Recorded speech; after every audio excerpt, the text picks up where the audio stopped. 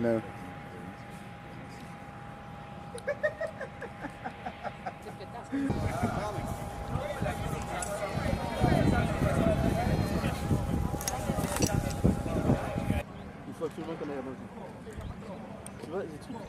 C'est vrai que ça. Yeah, maybe.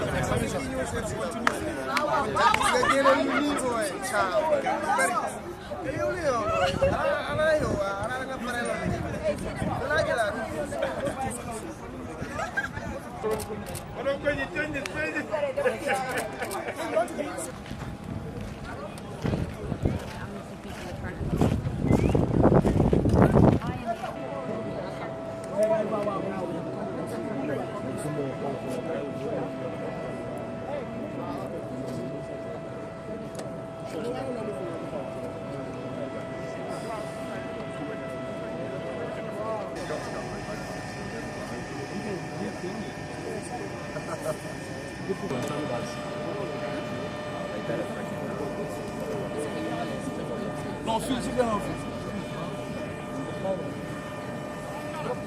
Hein?